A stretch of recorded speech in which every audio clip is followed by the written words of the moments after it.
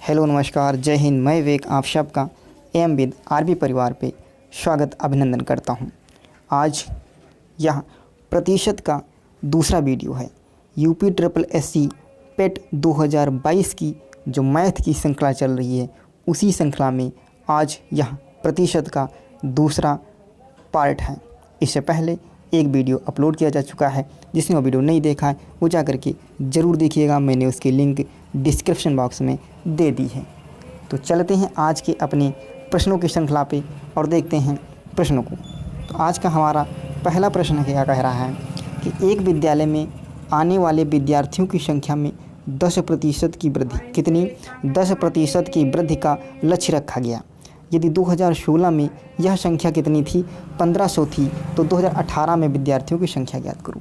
यहाँ पर आपको ध्यान रखना है वृद्धि कहा गया है और कितनी 10% की। तो हम आपको बताएं 10% इसकी जो फ्रिक्शन की वैल्यू इसकी 10% की फ्रिक्शन वैल्यू निकालोगे तो कितनी आएगी 1/10 आ जाएगी। कितनी आएगी 1/10 आएगी।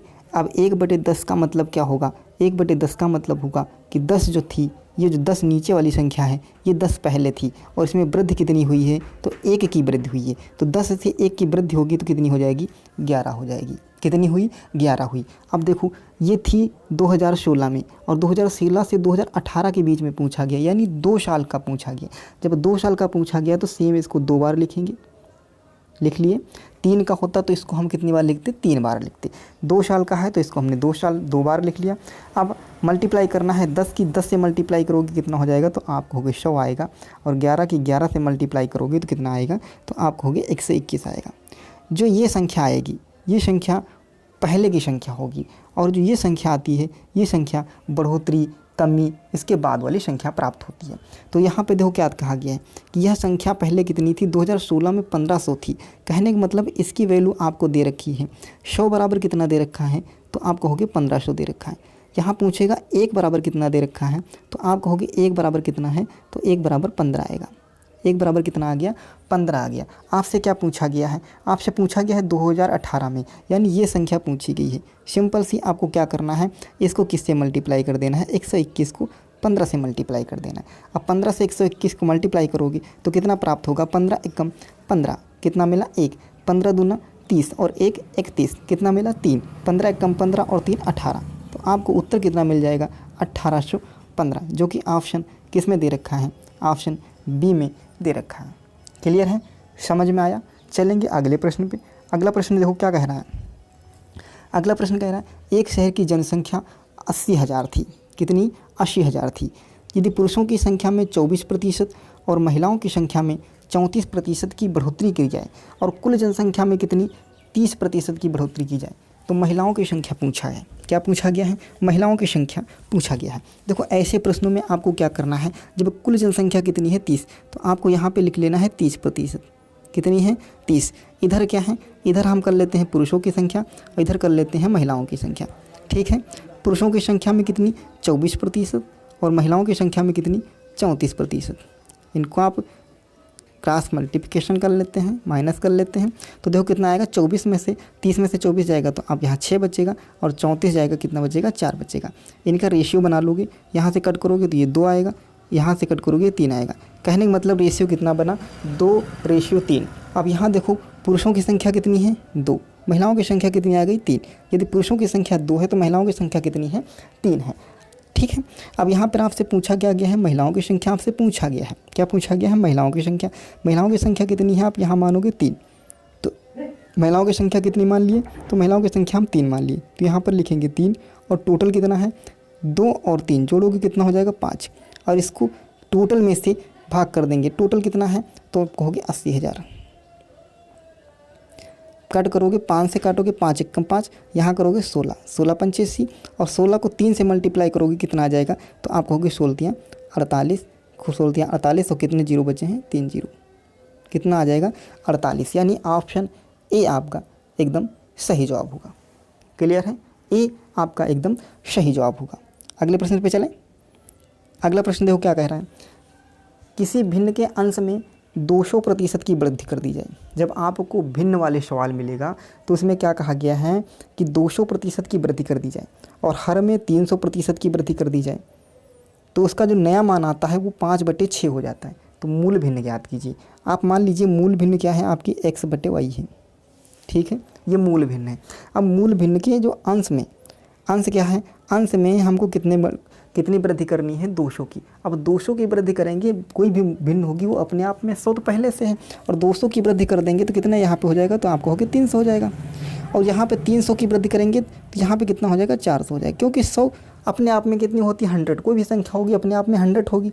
तो x में 200 का वृद्धि किए तो यहाँ पर 300 हो गया, और हर में 300 का किए तो यहाँ पर 400 हो गया। यदि कमी करते तो उतनी कमी कर देते, ठीक है। और ये जो वृद्धि करने के बाद जो भिन्न प्राप्त हुई है वो प्राप्त हुई है हमें 5/6। कितनी प्राप्त हुई है, वो प्राप्त हुई है 5/6। ये 2 जीरो से ये 2 जीरो कट गया, यहाँ से कट करोगे 2, यहाँ से कट करोगे 3, क्रॉस मल्टीप्लिकेशन कर दोगे, यहाँ करोगे तो कितना आ जाएगा, 3 तिहाई 9x, और ये बराबर हो जाएगा 5 दूनी 10। वही आपको भिन्न क्या मानने थे, x/y मानने थे, तो आपको बस यहाँ से x और y का मान निकाल लेना है। तो x/y इसकी वैल्यू क्या आ जाएगी, आपको x की वैल्यू और y की वैल्यू कितनी मिलेगी, x/y कितना प्राप्त होगा, 10/9। यहाँ पर गलती से 9/10 मत कर दीजिएगा, 9/10 आपके ऑप्शन में भी होगा। आपका उत्तर कितना प्राप्त होगा, 10/9। यानी ऑप्शन कौन सा सही हो जाएगा, सी ऑप्शन एकदम सही जवाब होगा। चलेंगे अगले प्रश्न पे। अगला प्रश्न क्या कह रहा है, यदि एक व्यक्ति अपनी आय का 60% खर्च करता है, कोई एक व्यक्ति है जिसकी आय है, कुछ भी आय रही होगी उसका वो 60% खर्च कर देता है। यदि उसकी आय 15% बढ़ जाए तथा खर्च में 5% की वृद्धि हो तो बचत में कितने प्रतिशत की वृद्धि होगी। ऐसे सवालों में आपको क्या करना है, सिंपल है, आपको ऊपर लिखना है सबसे पहले उसकी आय कितनी है, उसके बाद में क्या लिखोगे, खर्च, और उसके बाद में क्या लिखेंगे, बचत। ये 3 आपको कॉलम बना लेना है, सबसे पहला काम, ठीक है। अब आपको आय मान लिया, आप उसकी आय थी 100 रुपये, कितनी थी, 100 रुपये। यहाँ देखो कह रहा है कि 60% खर्च करता है, यानी 60 रुपये खर्च कर दिया। खर्च कितना किया, 60 रुपये। तो जब 100 रुपये आय थी, 60 रुपये खर्च हो गया, तो उसकी बचत कितनी हुई, 40 रुपये। कितनी बचत हुई, 40 रुपये। अब दूसरे स्टेप में देखो, कह रहा है कि उसकी आय 15% बढ़ जाए। कितनी बढ़ रही है, उसकी जो आय थी 100 रुपये से बढ़ कर के 15% जब बढ़ाओगे तो कितनी हो जाएगी, तो आपको हो गया 115 रुपये हो जाएगी। फिर आगे कहा गया है उसके खर्च में भी 5% की बढ़ोतरी होगी। अब 60 का 5% बढ़ोतरी करोगे तो कितना आएगा, तो ये 3 रुपये आएगा, तो यानी कितनी होगी, 63 रुपये। कितनी हो जाएगी, 63 रुपये। 60 रुपये थी, बढ़कर कितनी होगी, 63 रुपये। तो यहाँ पे देखो 115 में से 63 घटाओगे तो कितना मिलेगा, 52 रुपये। अब बचत कितनी हो रही है, 52 रुपये की। बचत कितने की हो रही है, 52 रुपये की। पहले बचत कितनी हो रही थी, 40 रुपये की। कितने की वृद्धि हुई है, कितने की वृद्धि हुई है, तो आपको हो गए 12 रुपये की। कितने पे, 40 रुपये पे। और इसको प्रतिशत में निकालना है तो 100 से मल्टीप्लाई करेंगे। ये 0 से ये 0 कटा, 4 से काटोगे 4 एक कम, 4 3 12, और 3 से 10 को मल्टीप्लाई करोगे कितना मिलेगा, 30। कितना मिल जाएगा, 30% की वृद्धि हुई है, यानी ऑप्शन ए एकदम सही जवाब होगा। क्लियर है, यहाँ तक समझ में आया क्या कहा हमने। ये आपको 3 स्टेप बना लेना है, आय, खर्च और बचत का। आपको कहीं पर आय कितनी मान लेनी है, पहले हमने आय कितनी मान ली, 100 रुपये। ऐसा सवाल मिलेगा, आप हमेशा आय कितनी मानोगे, 100 रुपये। जितना वो खर्च कर रहा है, तो 60% खर्च कर रहा है, मतलब 60 रुपये खर्च कर रहा है। बचा कितना रहा है, 40 रुपये। देखो आय 100 थी, 60 खर्च हो गया, कितना बचा, 40 रुपये। अब उसके आगे कहा 15% की बढ़ोतरी होगी, तो 15% की बढ़ोतरी हुई तो कितना हो गया, 115 रुपये। खर्च में भी 5% की बढ़ोतरी हुई, तो 60 का जब 5% निकालोगे तो कितना, 3 रुपये आएगा। और 3 रुपये बढ़कर 60 से कितना हो गया, 63 रुपये हो गया। अब पहले आय थी 115 रुपये, खर्च करता है 63 रुपये, तो बचा कितना रहा है, तो आप 52 रुपये बच रहा है। पहले कितना बच रहा था, 40 रुपये, अब कितना बच रहा है, 52 रुपये। कितना ज़्यादा हो गया, तो 40 में से 52 को कितना हो गया, 12 रुपये। किस में से, 40 से। तो जिसका प्रतिशत निकालने के लिए 100 से मल्टीप्लाई कर दोगे तो कितना आ गया, 30%। क्लियर है, अगले चलें। चलो आगे प्रश्न पे चलते हैं। प्रश्न नंबर, इसमें देखो क्या कहा गया, एक आयत की लंबाई 20% की कमी तथा चौड़ाई में 30% की कमी कर दी जाए तो क्षेत्रफल पर क्या प्रभाव पड़ेगा। ऐसे प्रश्न खूब आपने देखे होंगे। ऐसे प्रश्नों को करने के लिए आपको सिर्फ क्या करना, कोई फार्मूला नहीं लगाना है, बस आपको फ्रिक्शन, क्योंकि फार्मूला लगाओगे जब यहाँ पर फ्रिक्शन वैल्यू दे देगा, जैसे अभी यहाँ पर दे देगा 9 सही 1/9%। इसमें आप फंस जाओगे, इन सवालों में पक्का है फंस जाओगे। तो आपको कोई भी फार्मूले से नहीं करना है, आपको डायरेक्ट क्या करना है, फ्रिक्शन वैल्यू से करना है। अब 20% की फ्रिक्शन वैल्यू 20% की फ्रिक्शन वैल्यू निकालोगे कितनी आएगी, 1/5। और 30% की फ्रिक्शन वैल्यू निकालोगे, 30% की फ्रिक्शन वैल्यू, तो ये कितनी आ जाएगी, तो ये आ जाएगी 3/10। बस इतना ही काम करना है फ्रिक्शन वैल्यू। अब देखो इसका मतलब क्या है, पहले कितना रुपए था, 5 रुपये। देखो क्या कहा गया है, कमी। यदि बढ़ोतरी कहा जाता तो हम बढ़ाते, कमी कहा गया तो 5 में से 1 की कमी हो गई, तो कितना बचा होगा, तो आपको हो गए 4 रुपये। चौड़ाई में देखो 30% की कमी, तो पहले कितनी थी, 10 रुपये, और 10 थी, अब कितनी कम हो गई, 3, तो कितनी बची होगी, 7। कितनी बची, 7। बस इसको आपको सॉल्व कर लेना है। कोई कट रहा है तो आपको कट कर लेना है। देखो 2 से कटोगे यहाँ पे 2 बचेगा, इसको कट करोगे तो यहाँ पे 5 बचेगा। अब आपस में मल्टीप्लाई करोगे, 5 की 5 से मल्टीप्लाई करोगे कितना हो जाएगा, 25, और 7 की 2 से करोगे कितना हो जाएगा, 14। कितना हो जाएगा, 14। क्या कहा गया है, कहा गया है तो इसके क्षेत्रफल पर क्या प्रभाव पड़ेगा, क्या कहा गया है, तो इसके क्षेत्रफल, पहले इसका क्षेत्रफल इसके कितना रहा होगा, तो आपको होगी 25, इस समय कितना आया है, तो आ गया है 14। कमी हुई कि बढ़ोतरी, तो आपको होगी कमी हुई। पूछेगा कितने की कमी हुई, तो आप कितना बताओगे, यहाँ पे देखो कितना, तो आपको होगे 9 की। कितने की कमी है, तो आपको होगे 9 की कमी है। किस पे कमी है, तो आपको होगे 25 पे। और प्रतिशत में बदलने के लिए क्या करेंगे, 100 से मल्टीप्लाई कर देंगे। क्या करेंगे, 100 से मल्टीप्लाई कर देंगे। 9 की नहीं, क्या 25, 14, 11, कितने की, 11 की। कितने की कमी है, 11 की। अब यहाँ पर कट करोगे 25 से, 25 से कम 25, और 25 चक्कू 100, और 11 को 4 से मल्टीप्लाई करोगे तो कितना मिलेगा, 11 चौक 44%। कितना मिल जाएगा, 44%। 44% की क्या हुई है, कमी या वृद्धि, तो आपको होगी 44% की कमी, यानी ऑप्शन बी एकदम सही जवाब होगा। चलेंगे अगले प्रश्न पे। अगला प्रश्न देखो क्या कह रहा है, यदि राम की आय श्याम की आय से 25% अधिक है, तो श्याम की आय राम की आय से कितने प्रतिशत कम है। इसको भी फ्रिक्शन वैल्यू से हम लोग निकाल लेते हैं। 25% का फ्रिक्शन वैल्यू निकालोगे तो कितना आ जाएगा, 1/4।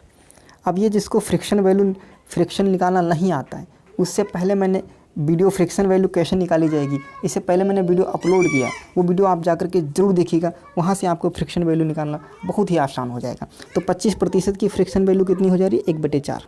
अब देखो क्या कह रहा है, इसमें 25% अधिक थी, यानी कितने, 4 रुपये पहले से थे और 1 अधिक था, तो कितना हो जाएगा, 5। अब 1/5 आप निकाल लो, प्रतिशत निकालना है, 100 से गुणा कर दोगे, 5 1 कम 5, 5 दूनी 10, तो आपका उत्तर कितना मिल जाएगा, 20%। कितना मिलेगा, 20%, यानी ऑप्शन सी जो होगा वो एकदम सही जवाब होगा। क्लियर है। 25% आय अधिक है, तो देखो 25% कह रहा है, तो यहाँ पर कहने का मतलब क्या है, 4 रुपये पहले थी, अधिक का मतलब 1 रुपये अधिक है, तो 1/5 हो गया, और 1/5 का 100 निकाल दो, कितना हो जाएगा, 20%। आगे चलें। एक कह रहा है कि एक व्यक्ति अपनी आय का 20% घूमने में, कितना, 20% घूमने में, 25% शिक्षा में और 15% मकान के किराए पर तथा 20% अन्य खर्चों में खर्च करता है। उसकी मासिक बचत, उसकी जो मासिक बचत है वो कितनी है, 4000 रुपये है। तो उसकी वार्षिक आय ज्ञात कीजिए। बहुत ही ध्यान से समझिएगा, इसमें गलती होने के बहुत ही चांसेस हैं। देखिए कैसे, जितने भी दे रखे इनको सबको जोड़ लो, 20, 25, 15 और 20, इनको सबको जोड़ोगे तो 20, 20 40, 20 60 और 20 80, कितने प्रतिशत हैं, 80%। कोई भी चीज़ है 80 रुपये खर्च कर दिए, तो आपके पास बचे कितने होंगे, तो आपको होंगे 20, कितना बचा होगा, 20%। क्लियर है। 80 तो खर्च हो गया टोटल, बचा कितना है आपके पास 20, और बचत 20% की वैल्यू दे रखी है कितनी, तो आपको होगी 4000। तो यहाँ से 1% की वैल्यू निकालोगे, 1% की वैल्यू कितनी आ जाएगी, 200। कितनी आ जाएगी, 200। और यदि हम 100% की निकालें तो कितनी आ जाएगी, तो ये आ जाएगी 20,000। कितनी आ जाएगी, 20,000। लेकिन ये आपका उत्तर नहीं होगा, 20,000 आप लगा करके नहीं आइएगा, क्योंकि इसमें ऑप्शन में 20,000 नहीं है, लेकिन वो 20,000 दे देगा। आप इसको ऑप्शन चूज करोगे तो आपका गलत हो जाएगा। क्यों, क्योंकि आपने एक चीज़ ध्यान नहीं दिया, यहाँ पर क्या कहा गया है, मासिक, और पूछा क्या गया है, वार्षिक। ये जो चीज़ आई है ये आपकी मंथली आई है, मासिक आई है, और आपको वार्षिक पूछा गया है तो इसको क्या करना होगा, 12 से आपको और गुणा करना पड़ेगा। जब 12 से गुणा करोगे तो कितना आ जाएगा, 12 दूनी 24, यानी ऑप्शन ए एकदम सही जवाब होगा। 24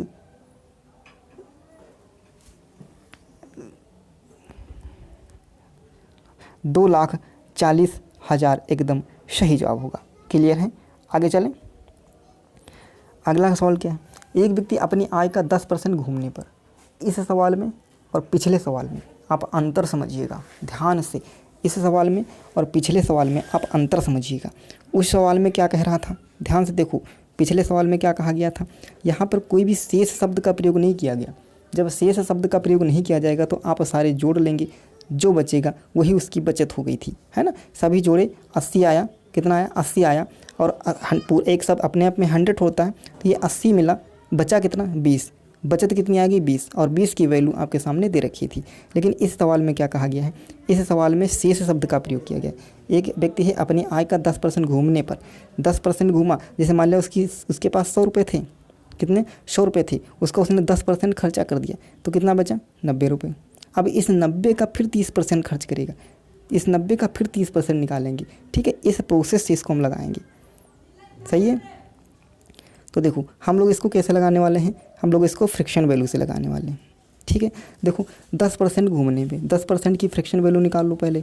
10% की फ्रिक्शन वैल्यू कितनी हो जाएगी, तो आपको होगी, यहाँ पे निकाल लेते हैं। 10% की फ्रिक्शन वैल्यू कितनी होगी, 1/10। 30% की फ्रिक्शन वैल्यू निकालोगे कितनी होगी, ये हो जाएगी 3/10। और 40% की निकालोगे तो कितनी आ जाएगी, 2/5। यहाँ तक ठीक है। अब देखो अब करना क्या है, कहने का मतलब है कि पहले उसके पास 10 रुपये थे, कितने थे, 10 रुपये थे, 1 रुपये उसने खर्च कर दिया, उसके पास कितने बचे, 9 रुपये। अगला 30% की वैल्यू क्या है, 3/10, यानी उसके पास 10 रुपये थे और उसने 3 रुपये खर्च किया, उसके पास कितने बचे, 7 रुपये। अगला है 40%, उसके पास कितने थे, टोटल 5 रुपये थे और 2 रुपये खर्च कर दिया, उसके पास कितने बचे, तो उसके पास बचे 3 रुपये। यहाँ तक ठीक है, उसके पास कितने बचे, 3 रुपये। यहाँ तक ठीक है। अब आपको क्या करना है, इनकी मल्टीप्लाई कर लेना है। इनकी मल्टीप्लाई करोगे तो कितना मिलेगा आपको, 500, और इनकी मल्टीप्लाई करोगे तो आपको ये कितना मिल जाएगा, तो ये मिलेगा आपको 189। 189, यहाँ तक ठीक है, 189। अब देखो क्या कहा गया, यदि उसकी बचत इतने रुपए है, बचत कौन सी है, ये हमारी बचत है, बचत बराबर 189। ये हम किसके बराबर में रखेंगे, ये हम रखेंगे, ये किसके बराबर है, 5670, ये हमारी बचत है। ये किसके, तो इसको हम कट करेंगे, यहाँ से 1 बराबर निकालेंगे तो ये किसके आ जाएगा, 3 की, 1 बराबर 30 की, 1 बराबर 30 की। अब ये जो 30 आया इसको किससे मल्टीप्लाई कर देंगे, 500 से। इसको 500 से मल्टीप्लाई करोगे तो कितना उत्तर मिल जाएगा आपको, 5 तिहाई 1500 रुपये। कितना मिल जाएगा, 5 तिहाई 1500 रुपये। क्लियर है, यानी ऑप्शन डी जो होगा वो एकदम सही जवाब होगा। तो कैसा लगा आज का सेशन, कमेंट बॉक्स में ज़रूर बताइएगा। यदि आप चैनल पर नए हो तो चैनल को सब्सक्राइब करिएगा और बेल आइकन को प्रेस करिएगा। मिलेंगे अगले वीडियो में, यानी पार्ट 3 में। इसके जो आगे के प्रश्न होंगे उसको हम लोग डिस्कस करेंगे पार्ट 3 में। तब तक के लिए जय हिंद, धन्यवाद।